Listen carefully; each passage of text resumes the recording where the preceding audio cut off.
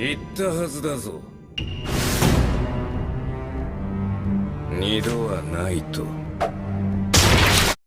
Greetings, fellow mortals. Just a reminder, saying it's just my opinion is for cowards. I've already gone through the mourning process with the Acolyte and She-Hulk. I no longer get to mockingly laugh at them. Honestly, I am perplexed by people celebrating the demises, because without those shows, there is a lot less humor in the world. But while the haters are partying long into the night, the people who love the shows are going through their own stages of grief. I've seen a lot of denial and bargaining, where a bunch of people swear that the shows just needed another season to get good. And in their own backhanded way, they are admitting that the first seasons of The Acolyte and She-Hulk did in fact suck epic donkey balls, which is absolutely hilarious. I guess the facade ends after the shows die. The corpses are buried, the funeral is over, the mourners have left, and now everyone can just admit that it was all just a fight online. The shows weren't good at all, and that's okay. I'm a big fan of pro wrestling, but in the moments where pro wrestling makes its most sense, music always plays when a wrestler is about to step in front of a camera. It doesn't matter what's happening. There could be a complete disaster. There could be a dead body in the ring, but the wrestler will come out to their music and they will pose. It is my trash entertainment. I don't have to think that hard about it. You are allowed to like things that aren't necessarily good. Not everything has to be Shakespeare. You can like garbage, but here's the thing, you have to be honest about the fact that you like trash. I like it. Well, hang on, you've just... No, I like it. This is brilliant, but I like this. More seasons would have just been more of the same. It would not have improved at all, and it wouldn't have made the beginning any better in context. There is a famous saying, turning chicken into chicken salad. But here's the thing, you can't actually do that. If you make the salad, there is still a big piece of in it. Just look at something like Star Trek Picard. The first couple of seasons were just god-awful, but the final season was actually pretty good. Did anyone care? Absolutely not, because the showrunners already smacked the fans across the mouth too many times. Once Pandora's box is open, you cannot get the sins back inside. First impressions matter a hell of a lot, especially with something that costs a lot of money to make. There's no coming back. More seasons of The Acolyte and She-Hulk would have just been more of the same. And now you're admitting that the first seasons were terrible. There you go, you did it. What if shows like Breaking Bad, Avatar: The Last Airbender, The Sopranos, The Wire, what happens if they were canceled after their first season? There is a difference. Those first seasons were actually really good. Still alive! Oh, so delicious! I gotta have more. I gotta have more! Admittedly, there is something that I like to call the first season syndrome, meaning that audiences need to be okay with the fact that the characters need to be established, the world needs to be built, and there needs to be time for exposition. I don't think that there is anyone that looks at the first seasons of the greatest shows ever made and thinks, huh, that's my favorite part. There does, however, need to be a great first episode to hook in audiences and keep them around as the show slows down for the rest of the season and establishes what you need to know in order for the rest of the story to be told. There still can be great moments, I'm not saying that, but there also needs to be time dedicated for the future. Just compare the first episodes of Breaking Bad to The Acolyte. Breaking Bad starts at the end of the episode showing Walter driving the RV and almost committing suicide. And then the show rewinds to show us how he got there and why we should care, because he has cancer, he's going to die, and he needs to make a bunch of money for his family, so he decides to cook meth in order to provide for them after he's gone. They even do a perfect job of explaining why he was humorously lacking pants at the start of the episode. And now she won't even spare a passing glance. All just because I ripped my pants.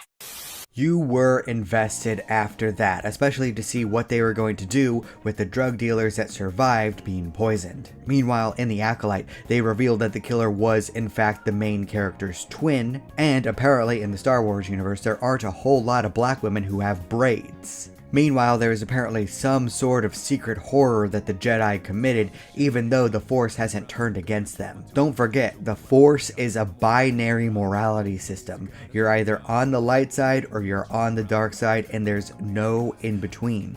Meaning that everything that happened with whatever they did was obviously a misunderstanding and they were actually in the right. So the Acolyte revealed what was going to happen before it even happened, all in its first episode. There was no hook. If it wasn't a Star Wars property, no one would have cared at all after the first episode. There was an assumption that you were going to watch no matter what happened, and that was not good, in comparison to Breaking Bad, who was desperately trying to convince you to continue watching. There is a big difference. So comparing these shows and saying that they both needed more than one season isn't exactly fair, because The Acolyte shot itself in the foot multiple times right from the start.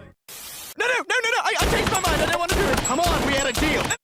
Same thing with Avatar: The Last Airbender and She-Hulk. Avatar: The Last Airbender started with Aang awakening from an iceberg, making a whole lot of intrigue in the series. There was a unique martial arts based magic system, a 100-year war, and an avatar who could unite the entire planet. Meanwhile, She-Hulk started with the main character berating a hero that everyone has already grown to love. Yes, Jen, you have plenty to be upset about, but you probably shouldn't be taking your frustration and anger and comparing it to the guy who has been living with a monster in him for the past decade. Bruce readily admits that he put a gun in his mouth and pulled the trigger because he was afraid that his anger would hurt people.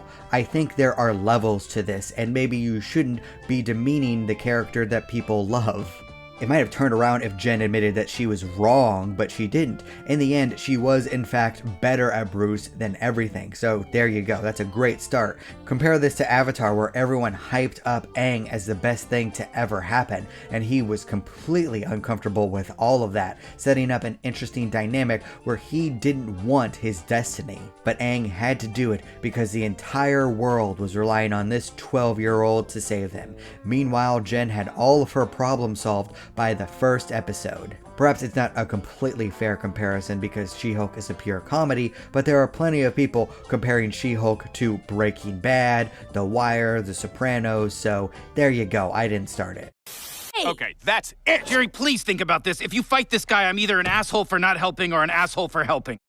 To me, the biggest difference between the shows is the assumption about the audience. The Nepo babies that wrote The Acolyte and She-Hulk assumed that the audience was going to stick around no matter what they did. They felt like they were golden. Meanwhile, the greatest shows that were ever made practically begged you to keep watching. They threw everything that they could to get you invested. They assumed that you were going to leave, so they had to do everything in their power to convince you otherwise. When you work in a creative field, you're basically a salesperson for yourself. They're dropping to their knees, looking up at you with big puppy dog eyes, and just begging you to be entertained and to stick around so they can keep doing what they love and share with you the stories that they want to tell. Meanwhile, the Nepo babies hate what they're working on, they hate the audience, and they hate the fact that this is what their lives have become.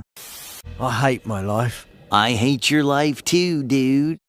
It was just a job with them, one that they did poorly. And guess what happens when you do poorly in a job? You get fired. Except the Nepo baby writers probably will find work immediately. Meanwhile, the actors, the makeup artists, and the people working behind the scenes will all struggle. The writing is the most important aspect of a story, and these writers let everyone down that was relying on them just because they hated what they were doing. Well, guess what? Almost everyone hates what they're doing for a living. So you need to get over it and do what you can because everyone is counting on you. The first season isn't a throwaway, it is a sales pitch for the rest of the show. And guess what? You fell on your faces. I'm going to miss laughing at these shows, but that doesn't mean that's the only thing I feel about it. Because guess what? I'm also sad that a bunch of people are out of work.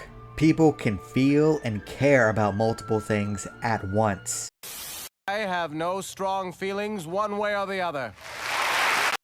Assuming makes an ass out of you and me. You should never assume that you're going to get a second season. This first season might be the only thing that you get, and you have to make the audience want more. Just look at something like Firefly. People are still mad that there was only one season of that show. I could go through an entire list of Netflix shows that should have continued past the first season, but didn't get a chance. A show needs more than one season to get good. Oh please, the best shows ever made were good from the start. They got better as time went on, I can't deny that, but it still needs to have a good foundation. If I can plug myself for a moment, everyone that's ever read any of the books in my series tells me that it gets better as it goes on, that the start was good, but what came after it was even better, and that's what a first season, a first book, a first intro into anything should do. It is the trampoline into greatness. The Acolyte and She-Hulk failed because they were bad shows that I enjoyed to laugh at, but still they were bad. There's no getting around it. I mean, imagine if you went to a new restaurant and the food that they served you was awful. Not only that, it was super expensive. Would you go back? No. And that's what this is. But what do you think? Do you think second seasons would have helped these shows and made the first seasons amazing in context? Leave a comment down below. I'd love to hear your perspectives. And remember, if you disagree with all of this, that's fine. After all, everyone is entitled to their objectively wrong opinion.